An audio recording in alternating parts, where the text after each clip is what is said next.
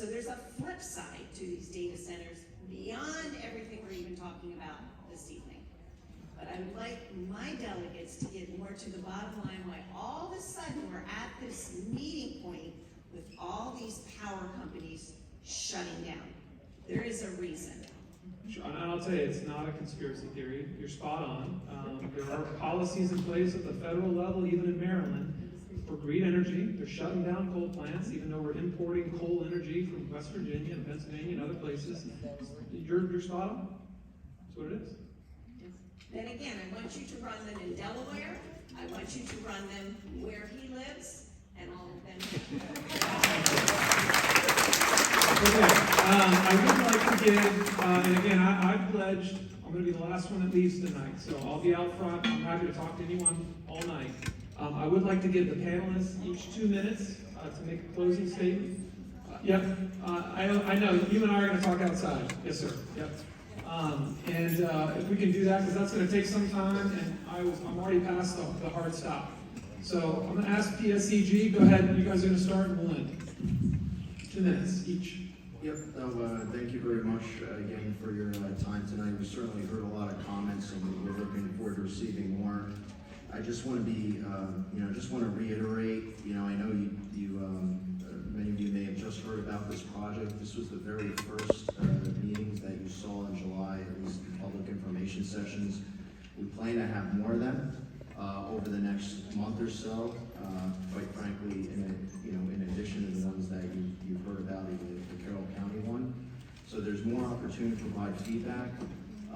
The routes that you may see online. I just also want to say, right, mprp.com is the official website for the project. It's where you can get the most up-to-date information. We're continually working on providing more information, at least via that means.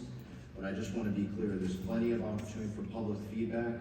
When we submit our application, there's required public hearings by the Public Service Commission that will take place, and of course, if they deem additional to be necessary, I'm sure they'll take that into consideration. But I just wanted to make that clear. Jim? Thank you, Jay. Look, I just wanted to say, high level, he highlighted the timeline we have. But I want to thank everyone for being here. Right, this is going to be a long process. It's going to have ups and downs. We know the target that we as a company have on our back right now from all you fine people. We expect it. It's going to be something we need to get through. Right, it's not easy to keep the lights on. So it is, no one likes infrastructure in their backyard. We certainly understand that.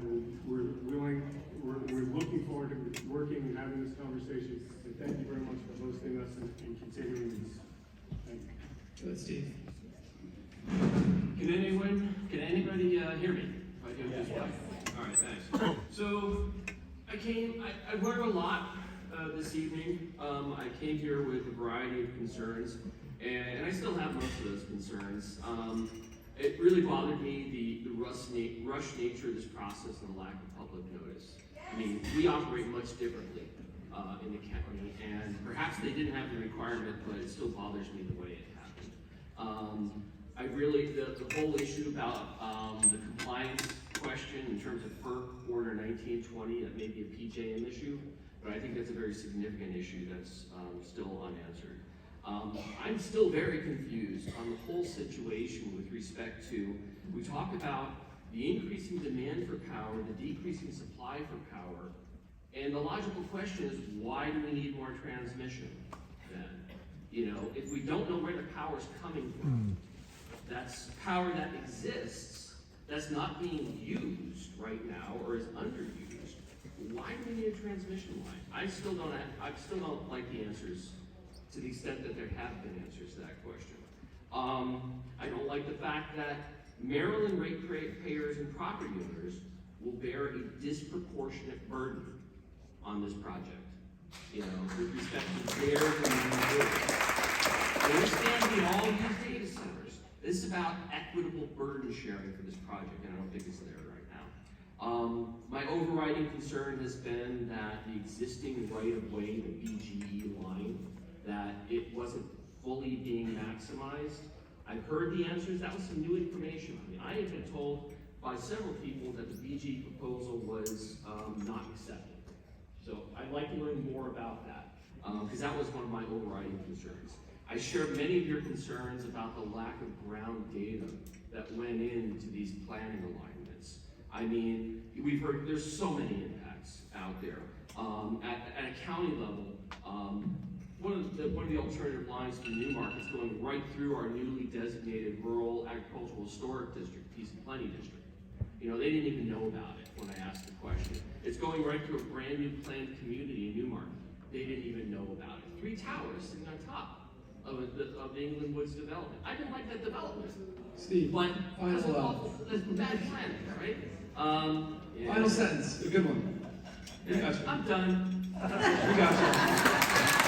Listen, I would say Steve is very knowledgeable, and his comments are very much appreciated. I hate being this guy, but you know, I gotta do it. Go ahead, Brad. I just say I would defer a minute to Steve again. I'm good. I just, again, want to thank everybody for coming out here this evening. This is as much informational for me. We, as we said, we didn't get a lot of advance notice on this happening, and I tried to go to the one meeting, couldn't get anywhere near it to park to the meeting down in Brunswick that evening. And again, the passions that are here are apparent. Frederick County is a agricultural county. It's still our largest and most important business that we have here. And to protect that is extremely important to me as a 10th generation Frederictonian. That is the history of Frederick, and certainly will be something that I think is important. The process is important, and as Councilmember McKay said, you know, our process provides a lot more time and notice for how things are done. Also, looking at the maps, my 12 years on the school board, we always had to go through redoing bus routes and redoing redistricting, and the maps are always have issues, and so you know, things pop up on maps that they're not there, and they bring it in, we have to go back and readjust them. So that's certainly a major issue in this process. I'll be here to listen if I can do it. I'm still not clear all what part that Frederick County as the government has. We have the executive, we have the legislative branch, which we are. If those things come to us, we certainly will be there to take positions on those. But I'm going to be here to listen and advocate, and I'm here to urge you tonight, and thank you for coming out. Thank you, Brad. Thank you. My name is Nino Mangione. I'm a delegate and representing North Baltimore County, and I'll just get right to my point that I am opposed to this project. I'm going to tell you, I just want to tell you what I'm trying to do to stop the project. So number one, I am organizing an LLC, and that is for the purpose of hiring a lobbyist to engage the PSC on our behalf. I'm actually working with one of the top lobbyists in the state of Maryland, using personal resources to get this running. I have an attorney that I'm very close with that's trying to direct me where to go, because like many of you, I'm sure, I mean, this took us all by surprise, and we don't have all the answers. So I'm using people that have far better knowledge to try to figure out the right path. Number three, I'm going to coordinate with Joanne. I spoke with her earlier, her group, to keep the citizens engaged. I'm going to use social media as well as a brand new website. I actually have about 10,000 people on my social media, which I've been sharing as much information as possible with that. And to be honest with you, not to be rude to the gentlemen who are here, because I appreciate them coming out and attempting to answer questions in front of 1,000 of you. That's not easy.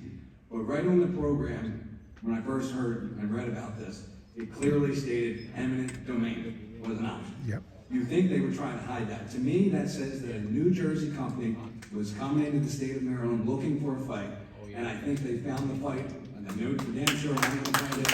Yep.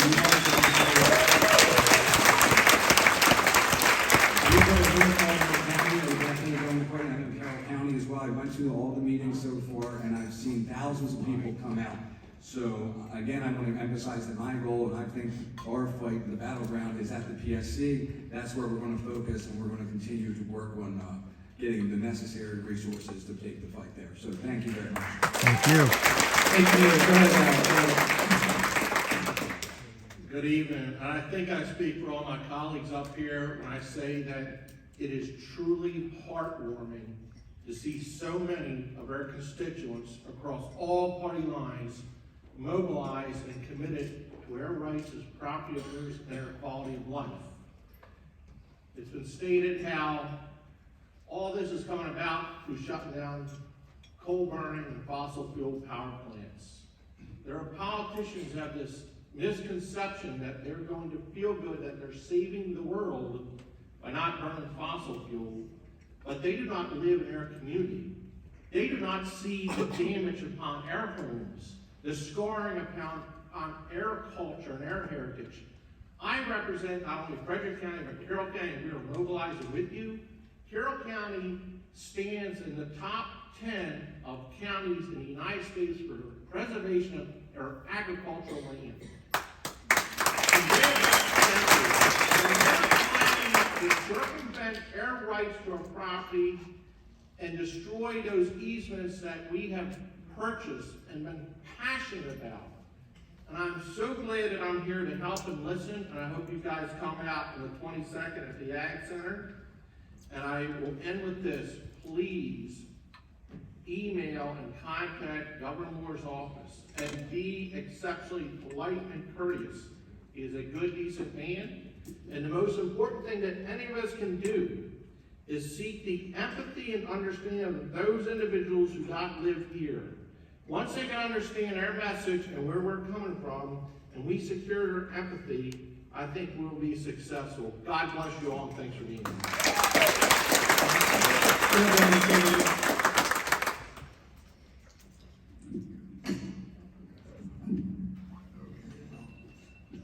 This is civic duty on steroids.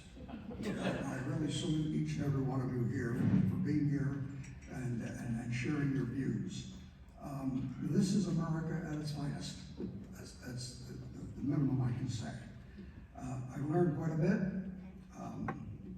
The way that they're trying to press this through, speed-wise, is bothersome to me, and I want you to know this. I will continue to survey this, study this, and I'll make a final decision later on. But thank you very much, all of you, for being here. You're not opposed to it. You didn't raise your hand. Exactly. Well, I know my name, and that's the problem. First name, my name is Barry Soliverty, Legislative District 4, member of the House of Delegates, respectfully. Thank you. Remember that. Right, Delegate Bowden. Yes. Part of the biggest thing that bothered me with the whole program is the lack of community involvement, the lack of community engagement, and the lack of true effort for feedback. And that's why we organized this, and that's why we're here. So in order to put this on, we had incredible staff and some volunteers. So I would like to take a moment to thank them. Andrew, Kira, Sierra, April, Emily, and Andrea were all here helping to organize this. It was a huge event. We tried to make it as best we could for you. So I'd also like to thank the staff of Linganore High School and FCPS. There are not many big venues for us to have this that are air conditioned where we don't have to wait in line for 2 to 3 hours to talk to people. And this has been a great venue for us. And I thank you all for showing up tonight. You were incredibly informed. You were researched. You raised impactful questions that echo my concerns about the impact of this on our farms, on our families, and on our businesses. Your feedback will make a difference. I am fighting for you, and you all are my priorities. I will reiterate, we found out about this at the same time that you all did. Since the meeting at Carroll County, what I have been doing is, that question deserves an answer directly from me. I have been reaching out to groups like with Steve, Joanne, Rebecca, to connect other groups that have fought especially in Virginia, and to subject matter experts to give them advice on how to make a incredibly impactful argument and where to find the research. NHTSA is one of the things that we were looking at, and I have a lot of questions and concerns, and that is currently on my research to figure that out. The other thing that we can do, we are legislators. We can legislate. There are, right now in Virginia, there are people working on it, and I am working with some of my people that we have relationships with there on some of the legislation that they are doing to impact these projects, to find solutions that involve using existing right-of-ways, going underground. There are court cases that have been done. There are other avenues that can be done. Unfortunately, our legislative session does not start until January. We cannot do anything until then, and we are going to need your help. We need bipartisan participation with this. That is the only way we're gonna get anything passed in Maryland, and looking at past either state or federal that are causing these issues, that are shutting down the plants, the coal plants, to make it Maryland green, but we are importing it from other areas that are not. So, Thank you, Delegate. Yep, I'm gonna turn it over. Good job. Senator Foley.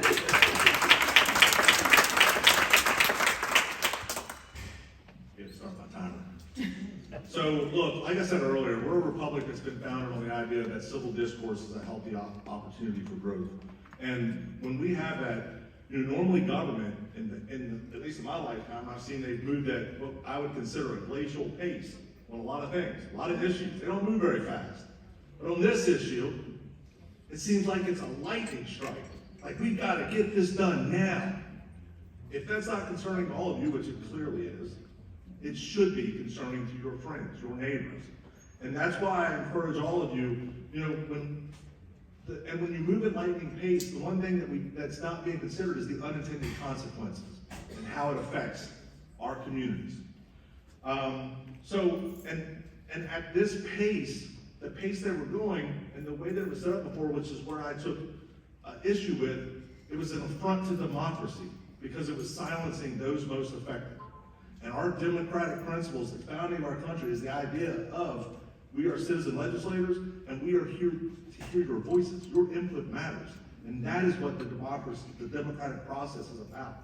So I thank you all for being here. And I want to point out also, under 2022, SB 528, the Climate Solutions Now legislation, I encourage you all to research that and see what that did and how it changed our ability to produce our own energy.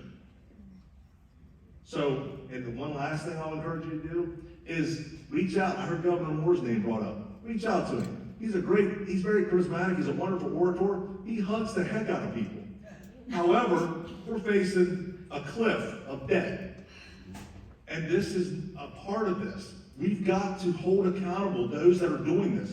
I encourage you all, governor.maryland.gov, contact me tab, and mobilize. Get all your friends and let them know, let the governor know that this is not acceptable. Thank you.